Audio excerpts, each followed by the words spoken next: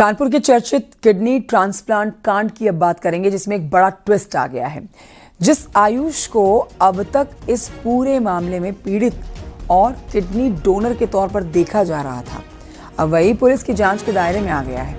आयुष की कहानी और उसके दावों पर सवाल उठ रहे हैं। अब पुलिस उसके पुराने कनेक्शन खंगाल रही है। दोस्तों से और दूसरे राज्यों से जो लिंक जुड़े हुए हैं, उनकी जांच हो रही है। अब तक खुद को छात्र और शिकार बताने वाला आयुष अब पुलिस के लिए सिर्फ एक पीड़ित नहीं है, बल्कि जांच का अहम किरदार बन चुका है।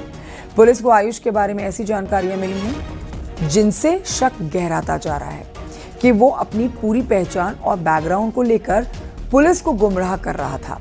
बताया जा रहा है कि आयुष के साइबर फ्रॉड से जुड़े हुए संबंधित कनेक्शन भी अब खंगाले जा रहे हैं, जांच के दायरे में है।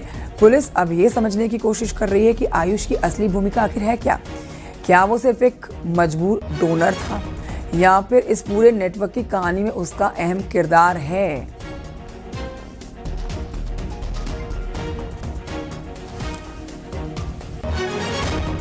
अभी तक की जो हमारी जांच हुई है उसमें जो ये डोनर था आयुष, हम इसके जब हमने इससे पूछताछ की, जब जांच की, तो कुछ चीजें हमारे सामने, तो तथ्य हमारे सामने रखे गए।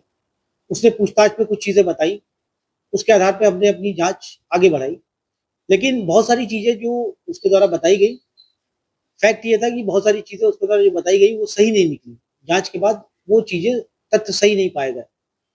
फिर उसके बाद जो उसके मोबाइल से बहुत सारी हम लोगों को जो डिटेल्स प्राप्त हुई, उसके द्वारा ये पता चला कि ये भी कहीं ना कहीं जो है ये साइबर क्राइम से ये जुड़ा था शुरू में, और फिर वहां से ये इस रैकेट का, सिंडिकेट का ये पार्ट बनता।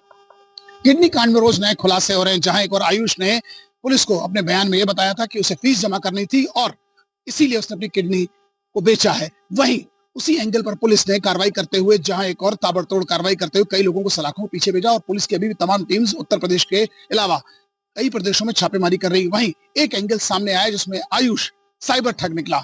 आयुष पर तमाम ऐसी संदिग्ध मामले सामने आए।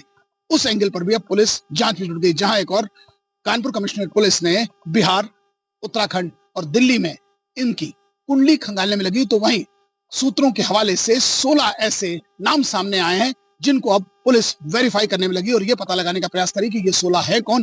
कहीं किडनी कांड में आयुष के इन 16 दोस्तों का नाम तो नहीं। आशीष पांडे के साथ अमित गंजू, कानपुर।